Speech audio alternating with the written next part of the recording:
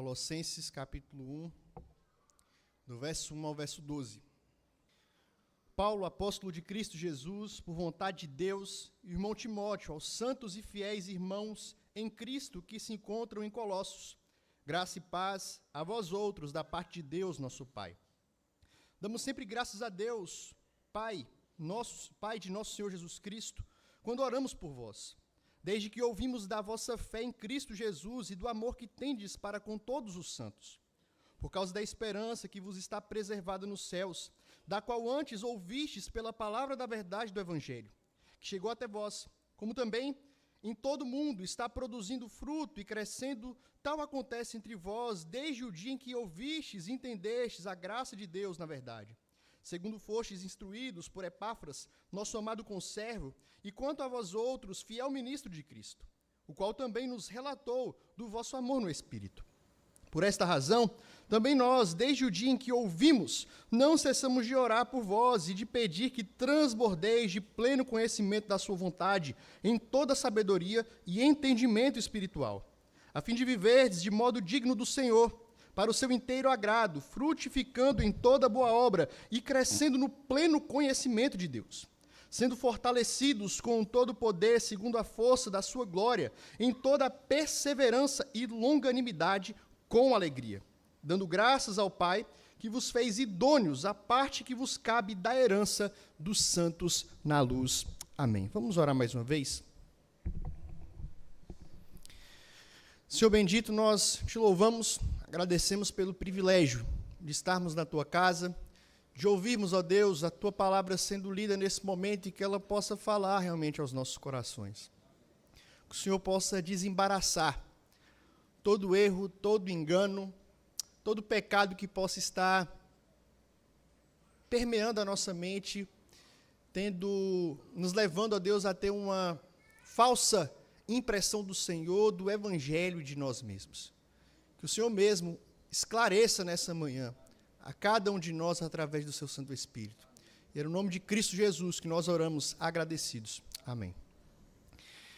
Nesse tempo de redes sociais, é comum a gente se deparar aí nos Twitters da vida, Instagram, cristãos que se envolvem em embates por causa de posições teológicas diferentes.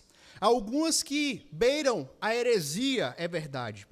Mas é triste ver como a argumentação, muitas vezes, dá lugar a uma agressão pessoal,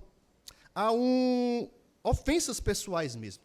O que poderia ser ali um ambiente saudável de crescimento, visando a edificação em amor, dá lugar, na verdade, a deboche, a lacração. E é triste entrar nas redes sociais e ver cristãos, pessoas que se dizem cristãs, se comportando pior do que os ímpios. É muito triste. Mas pode ser que você aqui não tenha esse problema de ficar procurando debate nas redes sociais. Mas, meus irmãos, todos nós estamos sujeitos a erros e a nos deparar com pessoas que também erram. E como é que você lida com a pessoa quando ela está errada, quando ela está equivocada, sendo enganada? Algumas atitudes são bem comuns diante dessa situação. A primeira é a gente já chegar apontando o dedo para essa pessoa, dizendo que ela está errada, sem amor, sem misericórdia, sem tato. Outra atitude é não ter nenhuma atitude. Não é comigo mesmo, deixa a pessoa errada para lá, eu não tenho nada a ver com isso. Outros, além de não falar nada com a pessoa, fazem pior, falam pelas costas. Começam a fofocar, começam com maledicência, ao invés de confrontar a pessoa em amor. E ainda quem passe pano para o erro. Isso não é bobagem, isso não tem nada demais, não. Vamos continuar assim, cada um seguindo o seu caminho, isso aí está tranquilo, vamos seguir em frente. Como é que você se encaixa? Você se encaixa em alguns desses grupos que foi citado aqui? Meus irmãos, quando nós olhamos para o começo da carta de Paulo aos Colossenses, a gente percebe um excelente exemplo de como nós podemos lidar com os erros dos outros. Como podemos tratar com a pessoa que está em falta, que está trilhando por caminhos que, inclusive, são perigosos. Pode levar à morte, pode levar ao abandono do Evangelho. pecaminosos mesmo. Paulo, quando ele escreveu essa carta, ele estava preso em Roma. Ele não conhecia a cidade de Colossos, nem conhecia a igreja de Colossos pessoalmente. E ele escreve para esses irmãos, ele escreve para esses crentes, isso é importante. Paulo, quando escreve essa carta, está escrevendo, o público-alvo são pessoas que conheciam Jesus, eram crentes, eram fiéis ao Senhor. E ele escreve essa carta aqui depois de receber de Epáfras, que foi o plantador e era o pastor dessa igreja, um relatório sobre os últimos acontecimentos acerca da igreja em Colossos. E esse relatório trazia algo preocupante. Erros teológicos, heresias, falsos mestres estavam ameaçando a saúde espiritual dos irmãos daquela cidade. Nós veremos profundamente no decorrer das exposições, nesse mês agora de agosto e de setembro, os erros que estavam assolando ali a cidade, a igreja de Colossos. Fato é que esses irmãos estavam sendo ameaçados por essas heresias, por esses erros, por esses desvios, por pecados. E muitos, inclusive, já estavam enveredando por esse caminho, caindo na lábia dos falsos mestres. Esses erros eram terríveis. Uma das grandes ameaças que ele colocava era colocar em xeque a obra redentora de Jesus, o sacrifício de Jesus na cruz do Calvário. Nós veremos também o porquê que isso era uma ameaça à obra de Cristo. Paulo não ignora o erro.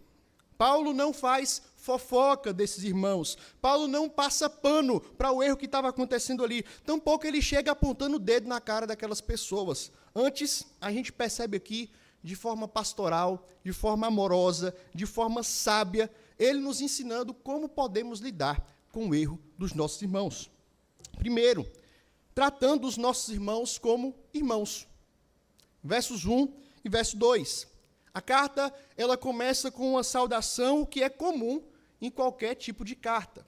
Se identificar, saudar, mostrar para quem você está escrevendo. E, às vezes, a gente olha para isso e não dá tanta importância. A gente pula essa parte das epístolas, tanto gerais quanto paulinas. Mas a gente vê algumas informações importantes aqui. Primeiro, Paulo aqui ele se apresenta como apóstolo de Jesus Cristo por vontade de Deus e o irmão Timóteo.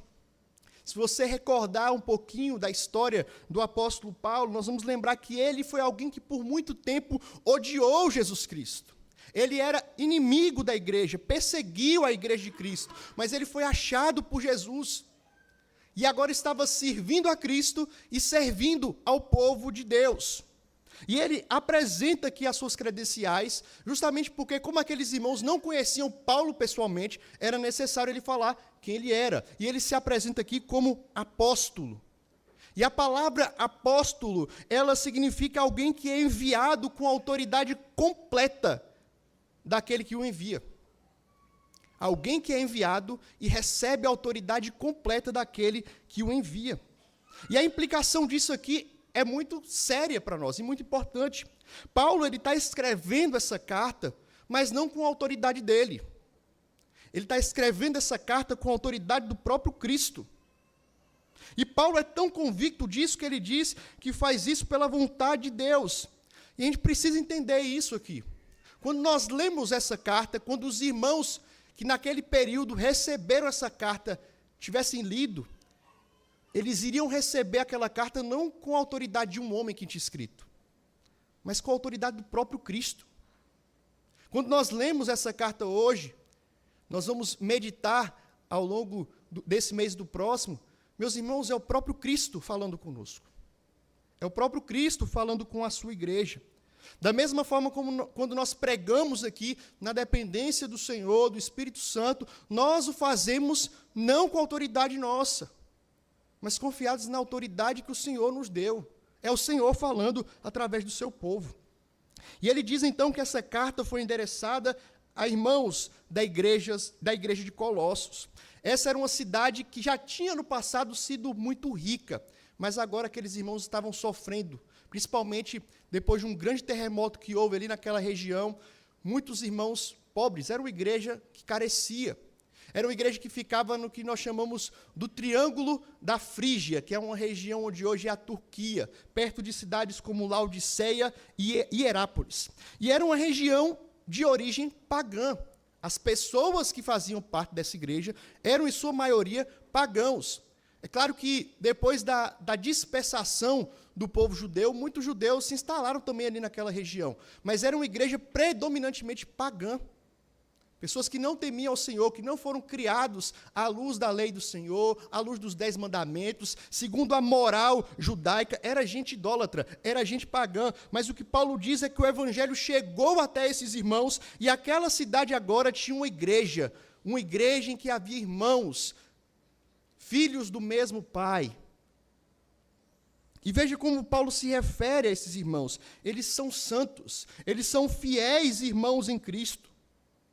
Santo, os irmãos que aprendem aqui desde cedo na EBD sabem que santo não é alguém perfeito, não é alguém sem pecado, mas é alguém que é separado, chamado por Deus. E Paulo está dizendo isso, esses irmãos foram chamados do meio daquele povo pagão, ímpio, que não conhecia o Senhor, foram chamados por Deus para ser parte do povo de Deus.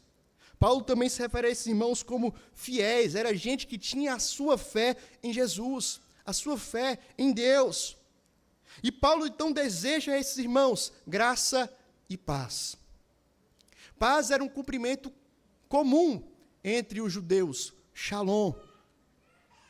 Graça, os gregos, por sua vez, nas suas cartas, sempre iniciavam saudando com caris, graça. E o que Paulo faz aqui é juntar graça e paz. Em outras palavras, ele está dizendo que não existe mais grego, não existe judeu, eu desejo para vocês a graça, a paz do nosso Senhor e Salvador Jesus Cristo. Somos um povo. É assim que Paulo trata esses irmãos.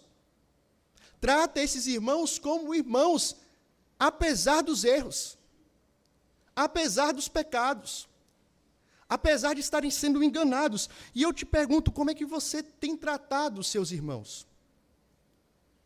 Como você tem tratado os irmãos que você tem tido desavença, que pensam diferente de você, que tem um comportamento, uma personalidade diferente da sua? Você tem tratado essa pessoa como seu irmão, como sua irmã?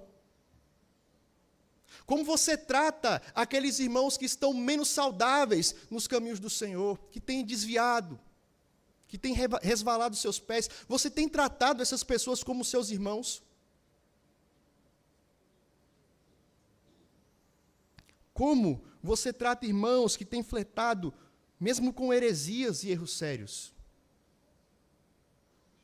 Lembre-se que, apesar dos erros, apesar das diferenças, apesar dos enganos, eles ainda são irmãos. E nós precisamos tratar os nossos irmãos como irmãos em Cristo. Mas Paulo também nos mostra que uma outra forma de tratarmos e lidarmos com os irmãos que estão em erro é dando graças pela vida desses irmãos, verso 3 ao verso 8. Paulo ele vai fazer uma oração, uma intercessão em favor desses irmãos, visando a correção desse erro, mas antes disso, ele agradece por esses irmãos. Ele diz que sempre quando oram, ele e Timóteo ali, discípulo de Paulo, filho amado na fé, presente mesmo nas cadeias com Paulo, eles agradecem por aqueles irmãos. E a gente pode se perguntar, como assim? Como é que a gente pode agradecer por alguém que está vivendo em erro, que está sendo enganado, que está quase distante do Senhor, que se desviou? Como é que a gente pode agradecer por essas pessoas? É verdade que eles estão em erro, e Paulo reconhece isso, mas ele ainda assim agradece, não pelo erro, mas porque eles são irmãos e o que Cristo estava fazendo neles, apesar dos erros cometidos. E perceba que são muitos os motivos aqui para agradecer. Esses irmãos, embora estivessem errados, indo por um caminho, sim, perigoso, que poderia levar à ruína da fé, esses irmãos, eles tinham várias evidências da graça de Deus, e Paulo reconhece isso. E aqui é um exercício importante que nós precisamos fazer. A gente tende a sempre olhar para o outro e destacar os defeitos, e destacar os erros, e destacar os pecados. A gente tende a olhar para o cisco que está no olho do outro e não reparar a nossa própria trave. Mas Paulo ele faz esse exercício de reconhecer o que Deus estava fazendo na vida daqueles irmãos. Veja, não é que Paulo vai chamar o erro de certo e o certo de errado, não. Mas ele vai reconhecer, ele faz esse exercício de, antes de tratar isso, ver o que Deus estava fazendo na vida daqueles irmãos. Ele agradece, dá evidência de que o evangelho tinha chegado até aquela igreja.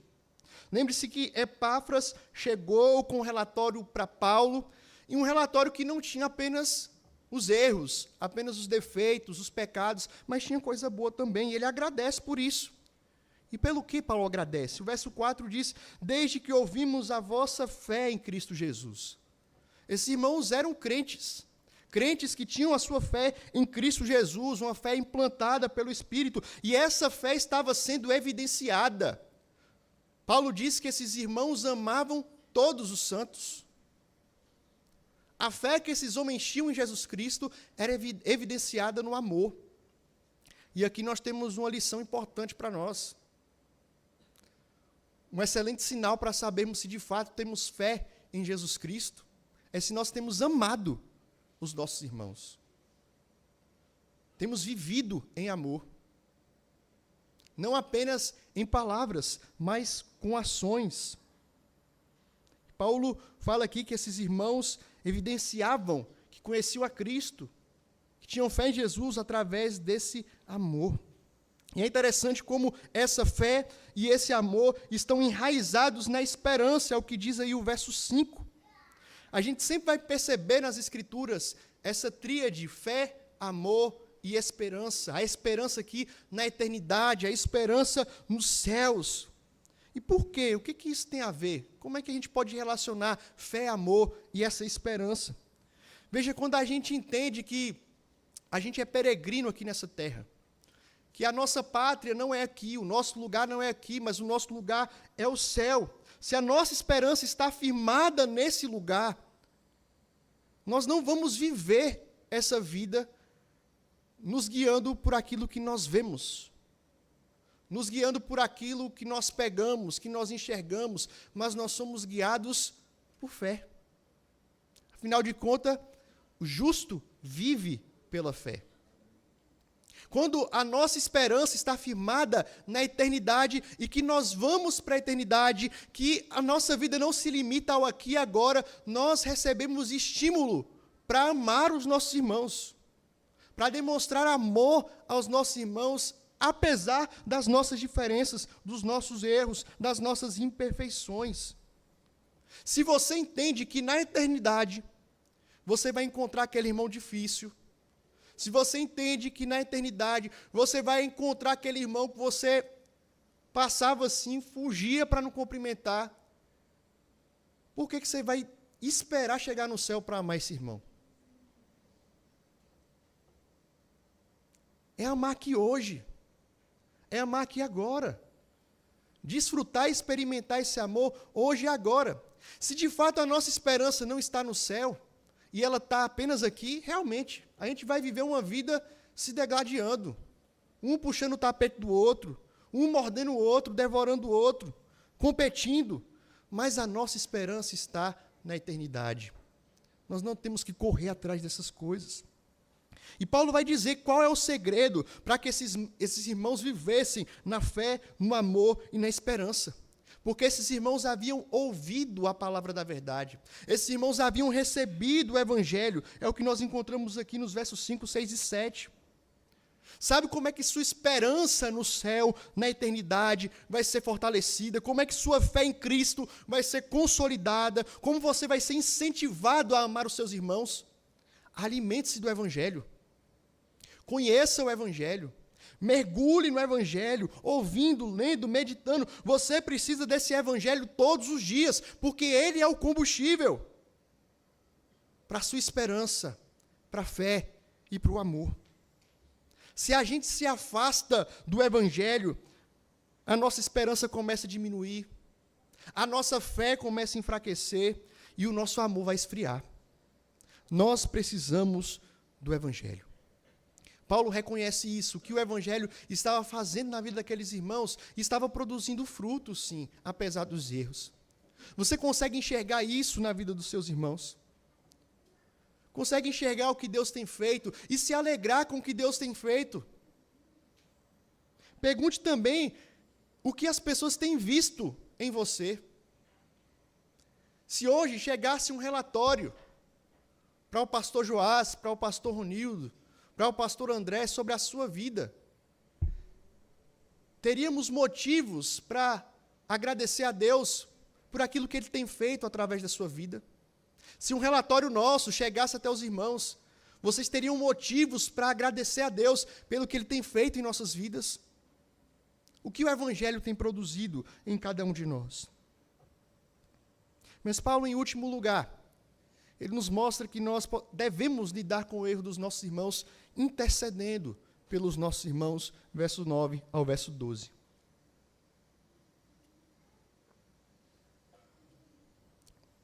Depois de reconhecer que os irmãos da igreja de Colossos eram irmãos, filhos do mesmo pai, crentes, após agradecer pela fé que esses irmãos estavam demonstrando, o amor uns pelos outros, a esperança nos céus que estavam frutificando por causa do Evangelho, Paulo agora vai interceder por esses irmãos, vai rogar por esses irmãos, vai pedir por esses irmãos.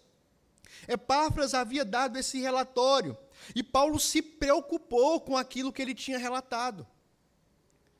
William Hendrickson, um estudioso do Novo Testamento, ele vai dizer que 2 perigos estavam rondando a igreja de Colossos. A primeira era a volta a um paganismo imoral. Volta às práticas pagãs. Esse povo era de origem pagã. E muitos estavam enveredando pela volta de cultos a outros deuses, de imoralidade, de libertinagem. E isso era um perigo. Mas um outro perigo que estava rondando era a solução que estavam apresentando para isso, que não era o Evangelho. Era o que ele chama de heresia de Colossos. Uma mistura de falsa filosofia com o cerimonialismo judaico, asceticismo, que alguns apontam que era o início aqui do que nós conhecemos como gnosticismo. E esse movimento, essa heresia, esse erro terrível, estava se infiltrando e causando problemas naquela igreja. E um dos pontos defendidos por essas pessoas é que se você adquirisse um certo conhecimento, um conhecimento místico, um corpo de conhecimento secreto, você alcançaria um status elevado, a salvação, um nível maior. Mas isso era reservado apenas para poucas pessoas. E isso é contrário ao Evangelho. O Evangelho está disponível a todos. A palavra de Deus não é reservada para um grupo seleto, mas todos podem ter acesso a esse conhecimento. E Paulo, sabendo desse erro, ele não vai deixar para lá. Ele vai tratar desse erro. Porque sim, meus irmãos, erros precisam ser tratados. Não viva a síndrome de Gabriela. Eu nasci assim, eu vivi assim e vou morrer assim. Os nossos erros precisam ser tratados, corrigidos. Os nossos pecados precisam ser tratados, abandonados, corrigidos. E Paulo vai tratar isso daqui. Daqui até o final da carta, ele vai tratar desses problemas. E veja, ele faz isso aqui primeiro através dessa oração. E uma oração linda. Ele ora para que esses irmãos transbordassem do pleno conhecimento da vontade de Deus em toda sabedoria e entendimento espiritual. Nós precisamos orar, sim, pelos nossos irmãos que estão em falta. Orar para que eles conheçam a vontade de Deus. Muitos, inclusive você e eu, podemos errar porque não conhecemos. Não conhecemos a vontade de Deus. E se você não conhece o que Deus quer, o que agrada a Deus, você, consequentemente, pode incorrer em viver em erro, em pecado, em coisa que não agrada a Deus. É o que Jesus diz lá em Marcos, capítulo 12, 24, quando ele questiona, quando ele é ali questionado, na verdade, pelos saduceus a respeito da ressurreição. E Jesus diz, olha, seu erro provém de vocês não conhecerem a Escritura, nem o poder de Deus. E Paulo sabe disso. Vocês precisam conhecer a vontade de Deus para se livrarem desse erro. Então eu oro para que vocês sejam plenos do conhecimento de Deus. Conheçam mesmo o que Deus quer para vocês. Mas não apenas conheçam. Porque somente conhecer não basta. A gente precisa também agir de acordo com aquilo que a gente conhece. E é por isso que Paulo vai orar aqui por poder, que é o entendimento espiritual. Que vocês tenham conhecimento, tenham sabedoria, mas tenham capacidade de colocar isso em prática. Então, Paulo ora por esses irmãos. Olha, eu estou orando para que vocês conheçam a vontade de Deus e para que vocês sejam capazes de viver segundo a vontade de Deus. E por que isso é importante? Paulo vai dizer aqui 3 coisas do porquê ele ora pelo conhecimento e por esse poder. Começa aqui a partir do verso 10 com a sentença a fim de. Ele ora, pede por isso, para que esses irmãos, primeiro, tenham uma vida que agrada a Deus. Verso 10.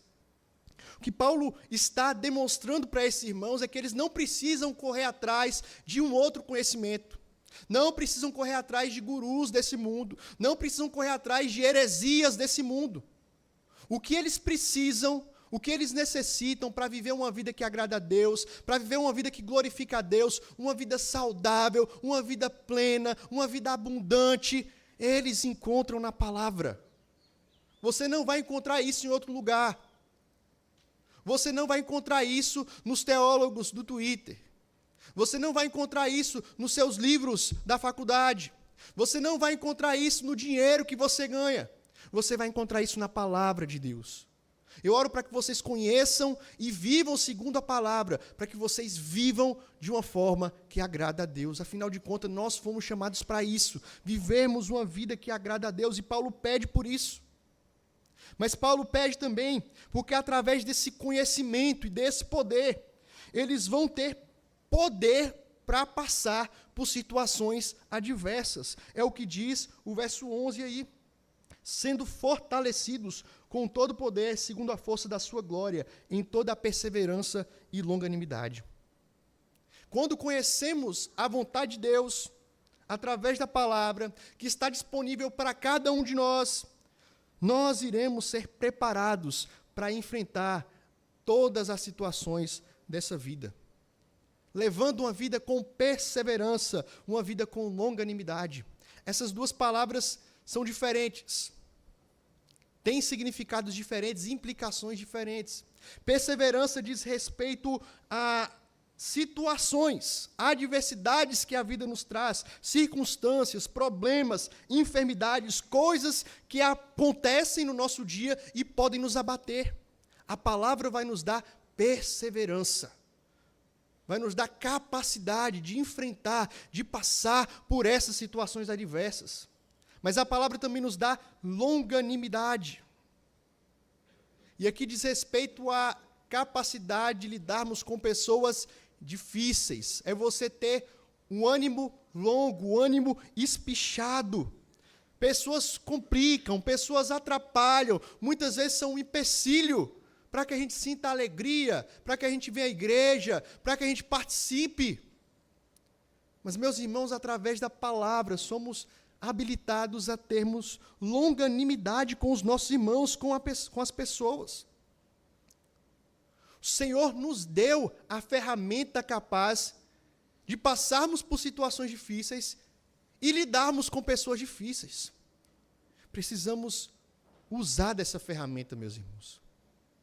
Não busque isso em outras fontes, está disponível para cada um de nós. Mas Paulo conclui orando para que esses irmãos conheçam a vontade de Deus e sejam capazes de viver segundo a vontade de Deus, porque esse conhecimento, ele vai lembrar da nossa posição em Cristo. É o que diz aqui o verso 12. Dando graças ao Pai, que vos fez idôneos à parte que vos cabe da herança dos santos na luz. Como disse no início, os cristãos de Colossos eram pobres, eles não tinham muitos recursos, se a gente for comparar com outras cidades para a qual Paulo escreve, por exemplo, Corinto. Colossos era uma cidade pobre, era uma igreja carente. E essa igreja estava sob ataque de fortes inimigos, como nós vimos aqui. Paulo, ele estava preso, estava desprovido das riquezas dessa terra, ele estava passando por privações. Paulo, ele estava aqui no corredor da morte, prestes a ser sentenciado e morto. Mas Paulo aqui dá graças a Deus porque esses irmãos permaneciam firmes. Paulo aqui dá graças a Deus e lembra que através desses conhecimentos da palavra de Deus e da capacidade de viver segundo isso, esses irmãos poderiam lembrar daquilo que o Senhor já havia conquistado para eles. Esses irmãos, eles tinham reservado a herança dos santos da luz. Esses irmãos tinham reservado a esperança dos céus, a nova Jerusalém, a Canaã celestial, a presença eterna do Senhor nas suas vidas, na glória. E isso serviria, meus irmãos, de ânimo, de consolo, de conforto para esses irmãos, apesar das pobrezas dessa vida, das lutas dessa vida.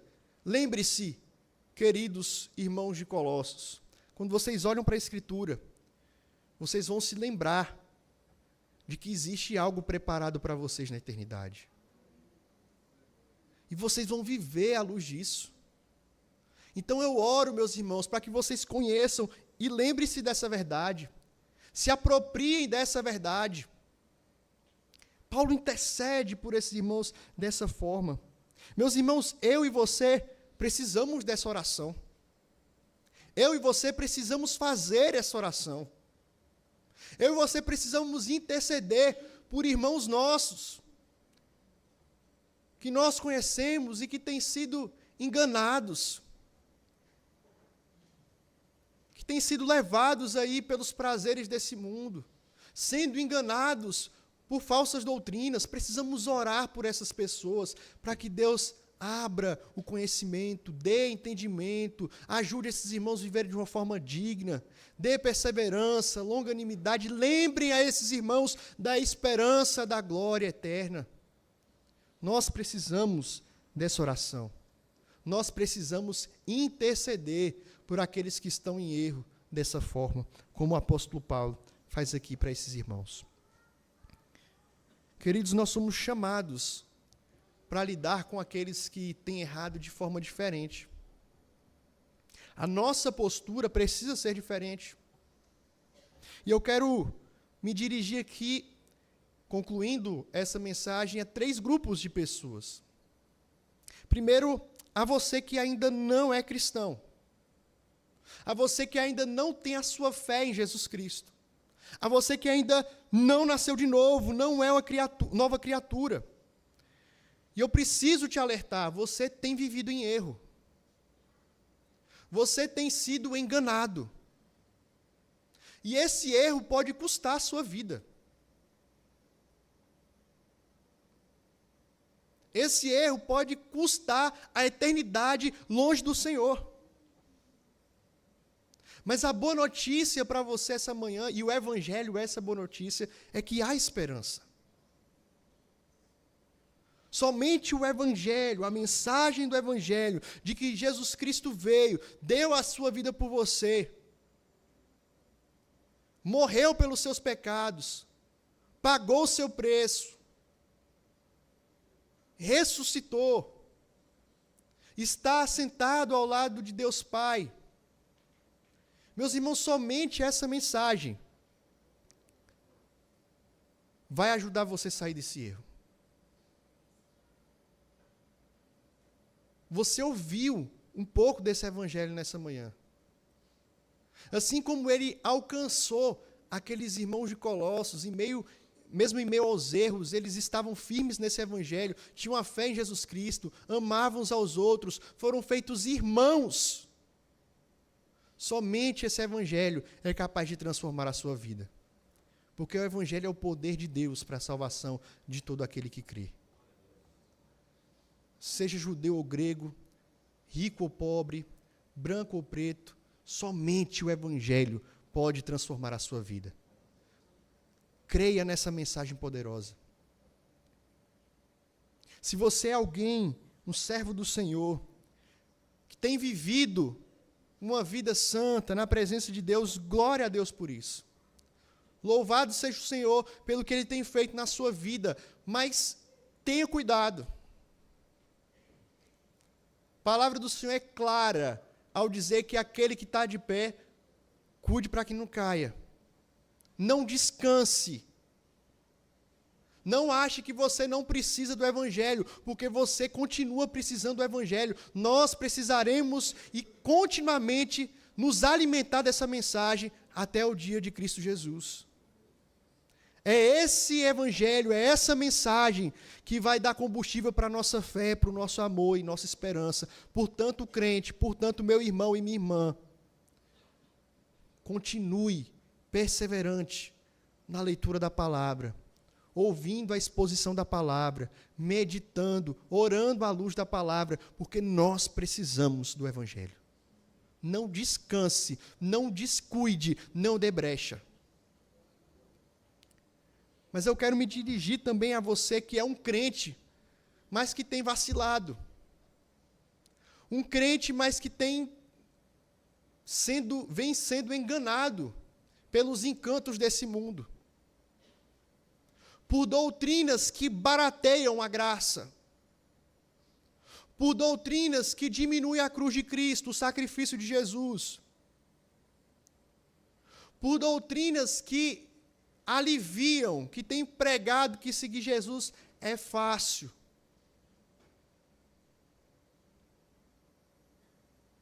Eu preciso alertar você nessa manhã que tem sido enganado pelos seus próprios pecados, que tem insistido em levar uma vida sem mudança verdadeira. Você precisa abandonar os seus erros. Lembre-se que foi por isso que Jesus morreu. O que levou Jesus na cruz foi os seus pecados. Foi para livrar você dos seus erros, então abandone isso.